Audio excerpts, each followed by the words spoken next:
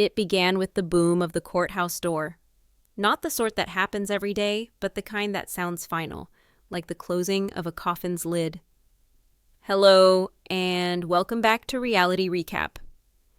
The reverberation echoed down the marble corridor, off the high ceilings, and it cut conversations short wherever it went. A number of heads swiveled toward the sound, some faces questioningly, others knowingly. Kody Brown walked in with a face that promised this would not be your typical court proceeding. His eyes scanned the room, eyes narrowed against that blend of pride and paranoia forged from decades of being in the public eye. His suit was perfectly tailored, but the tie was just a little off-center, a slight disequilibrium betraying the tempest behind his well-fabricated exterior. The air in the courtroom had that acrid mix of aged wood and old paper, a smell which always seemed connected to tension. On the other side of the courtroom, journalists jotted down names and case numbers, ready for the next sensationalized quote. But this was not a criminal trial. It was not theft in the plain, old-fashioned sense. This was more complicated. This was family. Kody sat back in the defendant's chair as his lawyer whispered the last of the battle plan close to his ear. Occasionally, his gaze darted toward the double doors at the rear, as if anticipating, or fearing, someone's entrance. Seated to his right was Robyn Brown, his legal spouse and the sole remaining partner from his one-time sprawling plural marriage. She sat straight up, hands folded tightly together in her lap. Her face gave nothing away, but the whitened knuckles hinted at the tension she kept locked inside. Every so often, she glanced at Kody, offering that subtle, almost invisible smile that says, "I'm here, but I'm scared too." Across the aisle, Janelle Brown walked in with a quiet determination. No dramatic entrance, no theatrics, just a steady, purposeful stride to her place.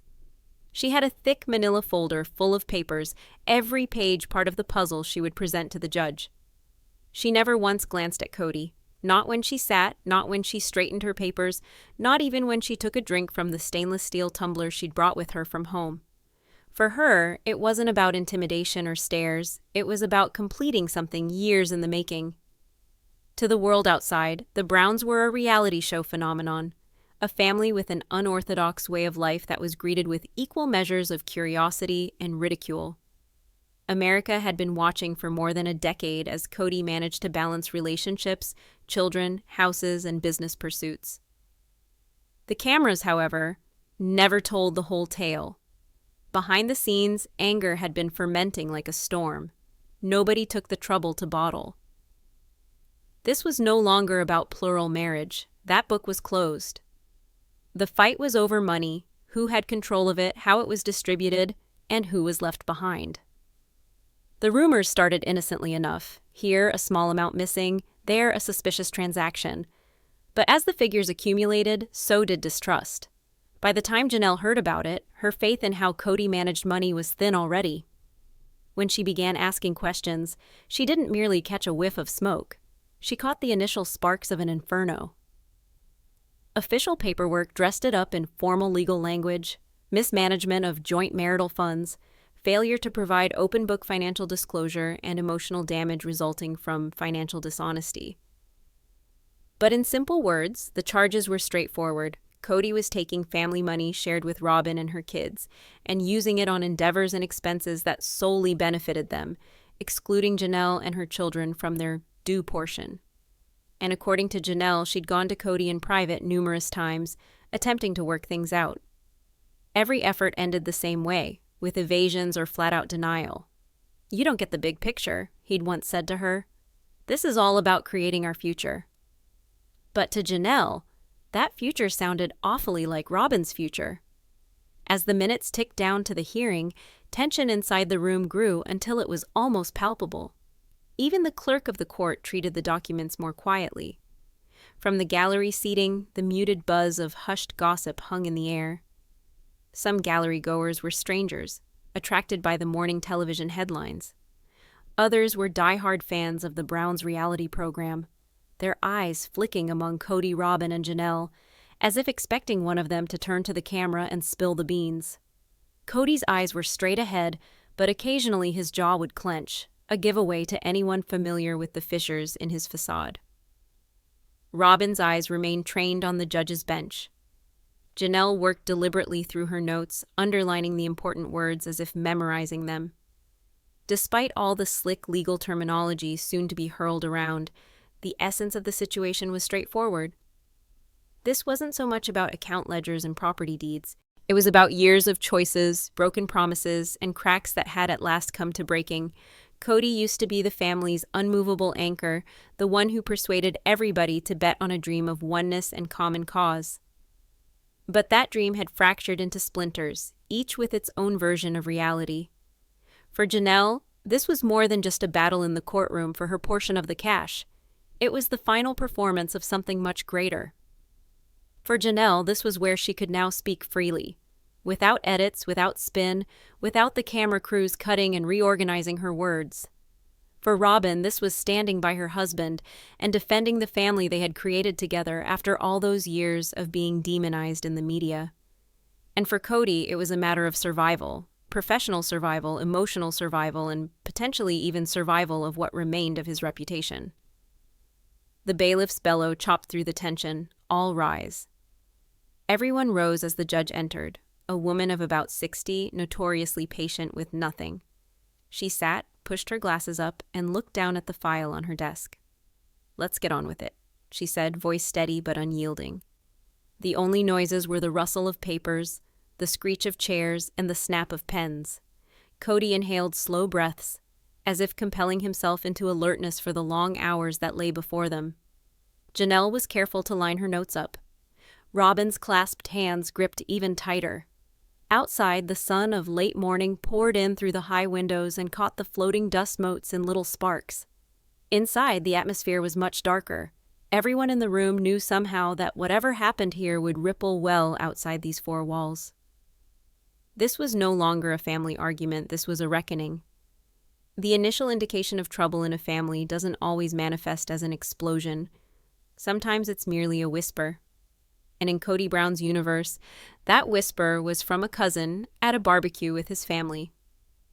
"Hey, didn't you guys sell that Flagstaff rental? I thought that money was going into the family account." The question hung in the air like smoke. Janelle paused for a moment before responding with a courteous, rehearsed smile. "It did," she replied flatly. But later that night, she went online to the joint account and discovered no deposit. She initially gave Kody the benefit of doubt. This wasn't the first time that money was late. With several houses, mortgages, and children in college, money transfers didn't always arrive on time. But days turned into weeks, and next came a huge family meeting. Kody was before the living room whiteboard, its board covered with circles and arrows. He talked of Coyote Pass, of combining properties, of investments to secure their future. But when Janelle mentioned missing rental cash, his reply was quick and defensive. "You don't see the whole picture, Janelle," he said, dismissing her. This is about investing in our future. Sometimes you need to juggle money around to get in position. To Janelle, that future looked awfully like Robyn's. She saw Robyn parking a new SUV, leather interior, premium features, luxury spelled out in every detail, days later. Before long came deliveries, new furniture, designer accents, even a playhouse built to order for Robyn's youngest children. Janelle wasn't alone in sensing something was amiss. Her older kids were asking questions too. "Mom, where is our tuition money this semester coming from? Did Dad ever reimburse you for the last winter's utilities?" One after another, the questions were hairline fractures in the dam, and Janelle knew once the cracks began to show, the break was imminent. One quiet Thursday night, she finally cornered Kody. The house was still. Robyn was upstairs with the children. Tension had been building for weeks. Janelle spread the papers across the kitchen table. Bank statements, withdrawal slips, and a secret spreadsheet she'd been compiling. "Tell me about this," she said, her tone flat but icy. Kody glanced at the documents, then at her. "I've explained this. There are investments you're not aware of." "Are you absolutely sure about them?" "Because you never said a word of this to me," she fired back. "We settled years ago that we would make large money decisions together." Her tapping hand indicated the papers. "This is not together. This is you and Robyn deciding for the rest of us." Kody's jaw clenched. His eyes grew harder. "Don't turn this into war, Janelle. We're on the same side." But Janelle did not think that anymore. The backlash spilled over into the rest of the household. Christine, years estranged from Kody, peacefully expressed her allegiance to Janelle. "You're not crazy," she said to her. "I saw it before I moved out. Money goes one direction now, and it's not our way." Robyn, on the other hand, came to Kody's defense with ferocity. "This is absurd," she said to one of the older children on the phone. "Kody's worked himself to the point of exhaustion for this family. We've sacrificed, too. You expect a playhouse to be why the budget's so tight? Come on." But the optics were different. Robyn's house was nicely decorated. Her kids' bills paid without blinking. Janelle's family, on the other hand, was making every penny count. 2 of her kids were contributing to their own college tuition. It wasn't an easy choice to make. She met for weeks with financial planners, gathering documentation and considering the emotional costs of pursuing legal action against the father of her children. But with each lull in her deliberation, more data appeared to fall into Janelle's lap. Yet another mysterious withdrawal, another illicit expenditure not covered in the approved tale, another episode in which Kody brushed aside her suspicions as trivial or hysterical. In due course, she met with a lawyer who did not even raise an eyebrow. After learning the specifics, the attorney explained to her simply, "If you are the one whose name is on these accounts and you can demonstrate misallocation, you have a case. This isn't about hurting him, it's about defending your rights." That was when Janelle's fight officially commenced. If there's anything that remains the same in the Brown family's longevity on television, it's that nothing is ever secret forever. Before a week had passed since Janelle submitted her lawsuit, the media jumped on the story. Sister Wives Showdown, Janelle sues Kody over missing money. From reality TV to real court, the Browns' money war. Talk shows broke down the filings, second-guessing who was right and who was being greedy. Fans drew lines in the sand online, some defending Janelle, others standing up for Robyn and Kody. Any public outing, be it a quick shopping run or a child's school gathering, was photographed, deconstructed, and dissected. Kody was not going to allow the public image to dictate that he was the villain. Speaking through his attorney, he made this announcement. "These charges are untrue and insensitive. My only concern was always the health and happiness of my family. This is a misconception born out of personal discontent and outside influences. I will aggressively defend myself and my wife against these accusations." Privately, though, Kody was seething. To close friends, he called Janelle's actions a divorce, worse than betrayal. To Robyn, he promised they would struggle to their last dollar to clear their name. 2 weeks prior to the hearing, Janelle ran across something that gave her the chills. There was a real estate posting up for the house they'd considered purchasing together as an investment. Only now it was listed under an LLC bearing Robyn's name. She copied out the posting, stuck it in her continually expanding evidence binder, and said nothing. She wanted to hear Kody's spin under oath, not in another heated fight at home. As the court date loomed, both sides geared up for battle, one with papers, the other with resolve. This was no longer merely a legal battle. It was the time that the public would view the Browns no longer as some polygamous experiment, but as a broken, dysfunctional family burdened by baggage, egos, and too much on the line. The huge oak doors groaned open, and there was silence for an instant, the only sound the echo of footsteps on the highly polished floor. Cameras were forbidden within, but that did not deter a score of reporters from pressing their faces against the little glass panels in the doors of the hallway, yearning for a glimpse of the Browns at their lowest ebb. Kody went in first, sporting the same navy business suit he'd worn to the initial hearing, but this time with a spotless white shirt that appeared to be freshly laundered. His chin remained high, but his eyes skidded furtively around the room. Robyn came in behind him, dressed in subdued gray, ponytail pulled back tightly, grasping a tiny spiral notebook as if it were a lifeline. Through the courtroom, Janelle moved in noiselessly but determinedly. Her lawyer, a keen-eyed woman of around 40, had a fat binder clutched under one arm. Janelle dodged Kody's eye. She sat down, took out a legal pad, and scribbled something in neat, minuscule letters. The bailiff rang the court to order, and the judge, silver-haired, stern, and notoriously no-nonsense, leaned forward. "Miss Green," she said to Janelle's lawyer, "you may proceed." Janelle's lawyer stood up, straightened her jacket, and spoke to the judge. "Your Honor, what you are going to hear is not a divorce case, nor a case of lost love, but a case of responsibility broken. My client, Janelle Brown, made a long-term financial commitment with the defendant, Kody Brown. They entered a mutual agreement in good faith to administer shared funds for the sake of their children and the whole family. That contract was broken.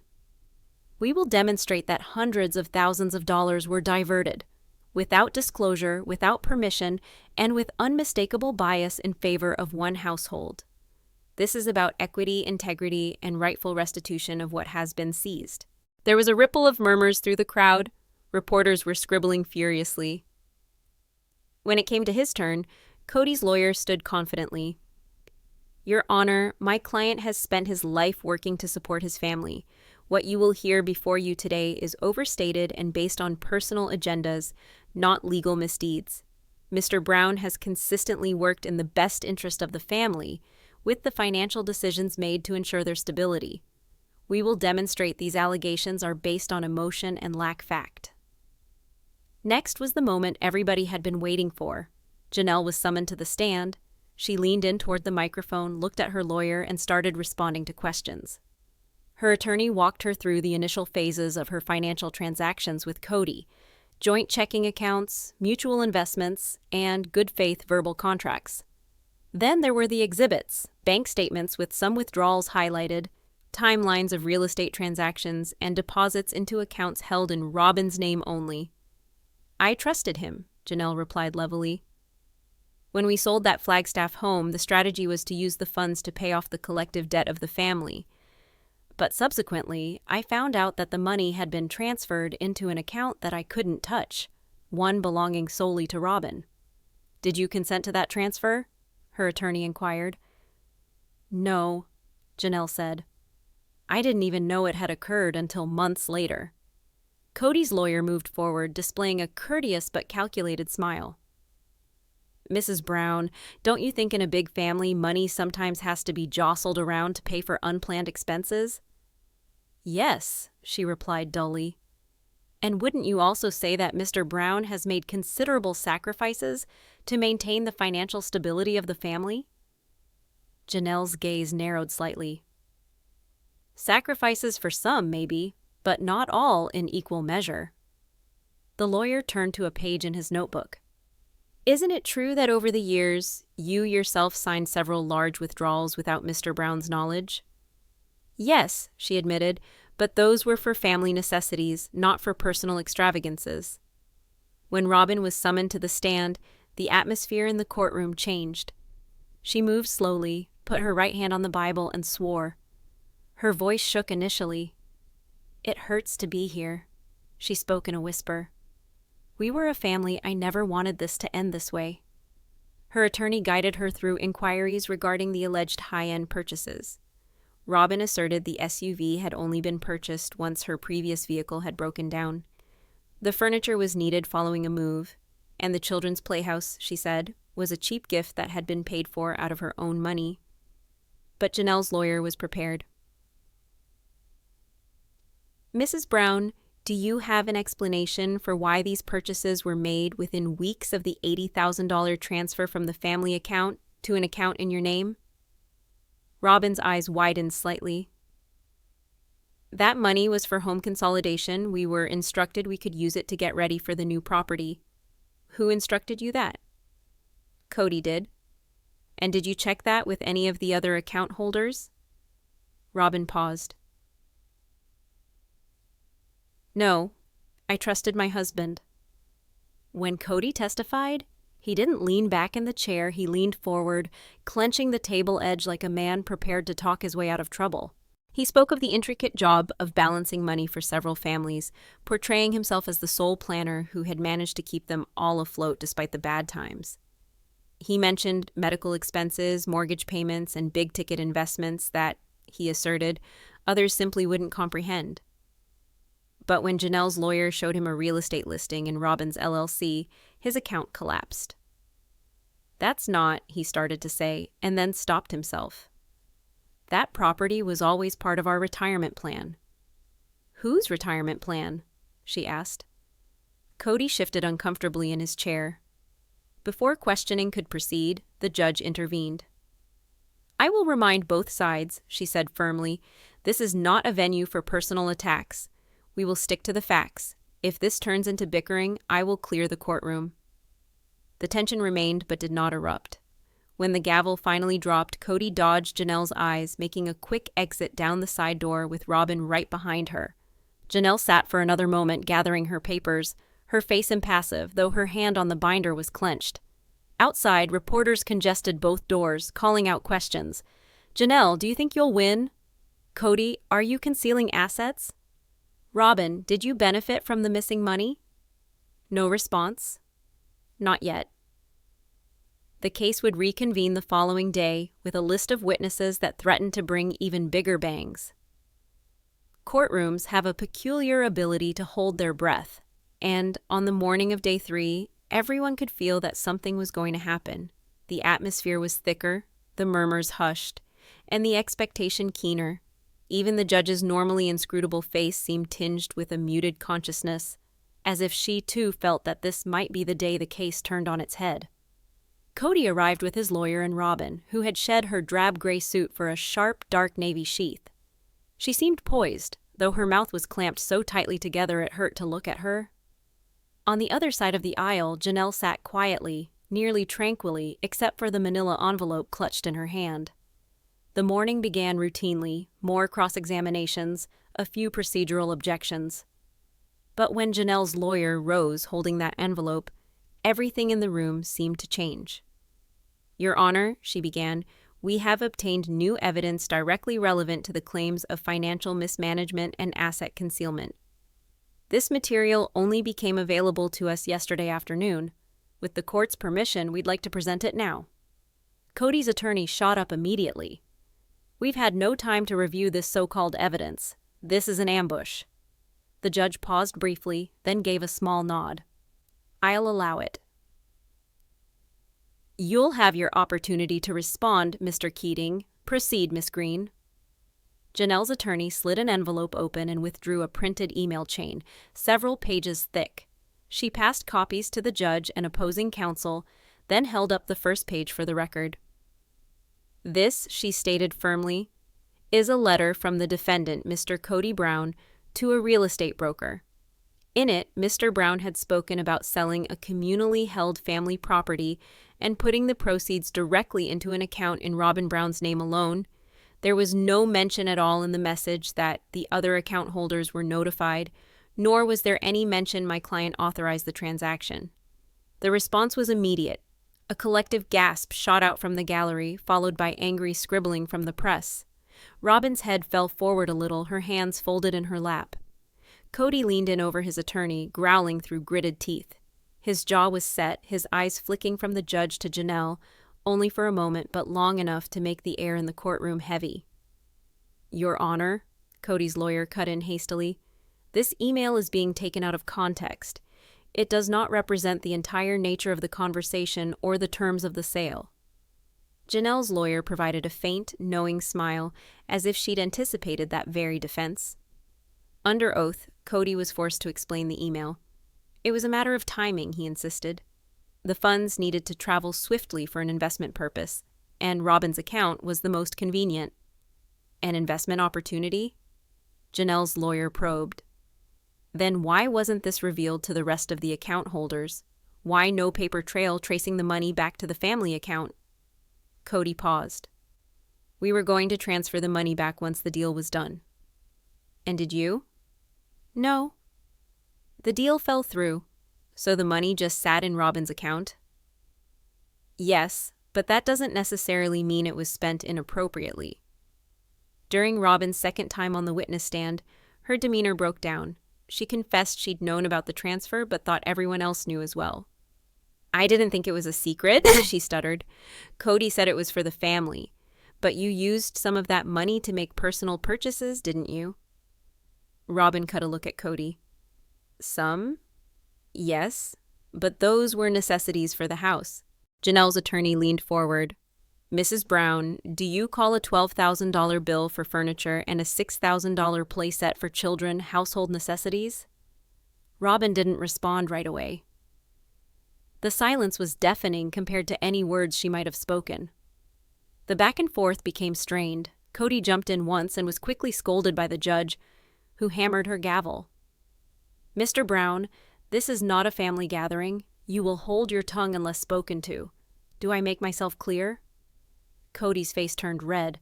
Yes, sais, Your Honor, but the harm was done. The control he had struggled to keep during the trial was beginning to unwind, and everyone knew it. One of the strongest moments was when Janelle was recalled to the stand for rebuttal. She looked directly at Kody as she testified.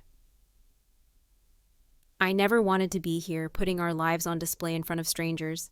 I gave you every opportunity to be truthful, to get it right behind closed doors, but you picked secrecy over truth. And by doing so, you didn't just take money, you took trust. And once you lose trust, it can never come back. The courtroom went completely silent. Even the reporters paused from writing for a moment. As the session concluded, the mood in the room had changed from earlier in the day. Individuals departed grumbling about the email discovery, reporters congregated outside for comments, but Kody and Robyn exited through a side entrance once again. Janelle, accompanied by her attorney, spoke for a moment to the cameras. This was never about vengeance. It's about fairness. It's about ensuring the truth gets out. No one had any idea what the verdict was going to be, but it was obvious the scales in the courtroom had shifted, and not in Kody's direction. The next day brought closing arguments and a ruling that would alter everything. Verdict day began cold and crisp with a light ice frost glued to the courthouse stairs. On the sidewalk there was a mob of reporters, cameramen, and curious onlookers abuzz with gossip. Within, though, the atmosphere was much darker. Something almost palpable, like the walls themselves knew that by the end of the day, something irrevocable would be done. Kody came first, dressed in a heavy suit that hung on him, more so than fitting. His formerly confident gait had slowed into something measured, almost guarded. Following behind, Robyn held her head down, gripping her handbag protectively as if it were a shield. Minutes later, Janelle materialized with her attorney, looking subdued in a deep green jacket that seemed to exude quiet power. She had no papers. Her role was complete. Now it was up to the judge. "All rise!" boomed the bailiff's voice. The court rose.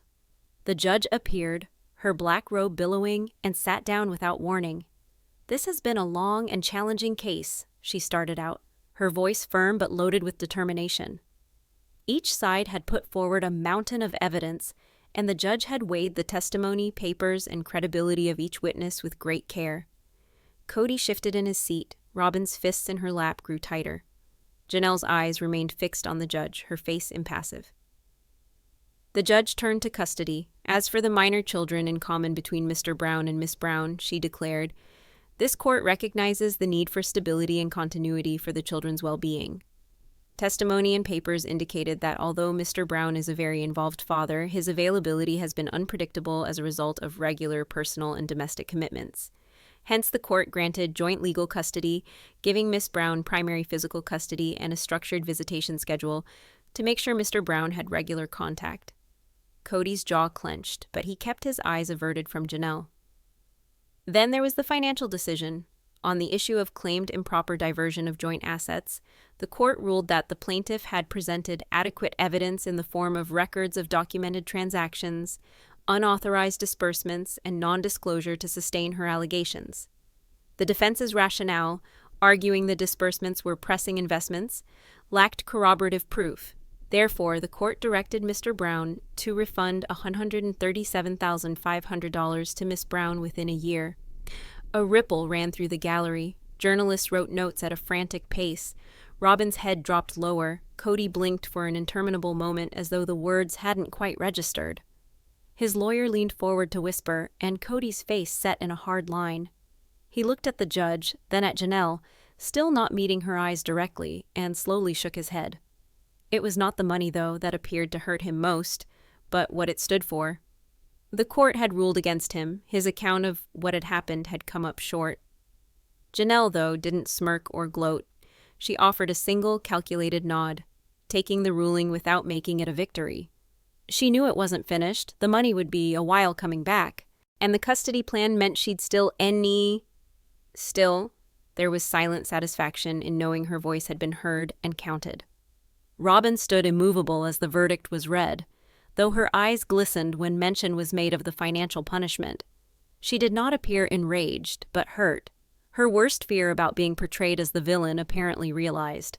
She held her hands balled together until the gavel fell, then sprang up and trailed after Kody without a word. The instant the courtroom doors burst open, pandemonium broke out in the corridor. "Janelle, are you vindicated? Kody, will you appeal? Robyn, did you know about the transfers?" Kody strode on, accompanied by his attorney, saying a quick no comment to every question. Robyn hovered around, refusing to meet anyone's eye. Janelle stopped just long enough to speak to the reporters. "I prosecuted this case because I believe in justice and accountability," she said. "It had nothing to do with tearing people down. It was about bringing the truth to light. I hope this is a turning point towards healthier boundaries and transparency going forward." Later that afternoon, far from cameras, Kody and Robyn sat in their dimly lit kitchen, blinds drawn. The only sound was the soft hum of the refrigerator. Kody slammed a folder onto the counter. "They made me look like a thief," he said in a low, sharp voice. "After everything I've done for this family," Robyn reached for his hand, but he pulled away. "We'll appeal," she said softly. Kody gazed at the ground. "It's not a matter of the appeal anymore. It's that they took her word over me. Over us." Downtown, Janelle sat in her dining room with her grown children ringed around her. Takeout containers littered the table, laughter intermixed with hesitant hope. One of her sons moved in close. "Mom, you did it. You stood up to him and you won." Janelle shook her head softly. "This wasn't about winning, honey. It was about teaching the kids that when something's not right, you say something even if it's difficult." By evening, the news was at everyone's fingertips. Internet forums were filled with angry debates, hashtags trended on Twitter, and YouTube commentary sites posted hour-long analyses of the decision. Some hailed Janelle as a brave woman, some believed that she was profiting from family drama, and a smaller but loud contingent supported Kody and Robyn, saying the court had been influenced by emotion over fact. That night, alone in his study, Kody remained quiet, the ring of the gavel still echoing in his head, absolute and unyielding. Years of managing a difficult, unorthodox family, he'd always thought he could maintain control of the money, the story, the relationships. But today, he discovered a disturbing truth. Control can be lost. At the same time, in another neighborhood, Janelle put her youngest to bed, said goodnight softly, and turned off the light. For the first time in months, she felt the weight on her shoulders lift. The future was still unknown, but now it was hers to walk. The case was closed, but the tale was just beginning.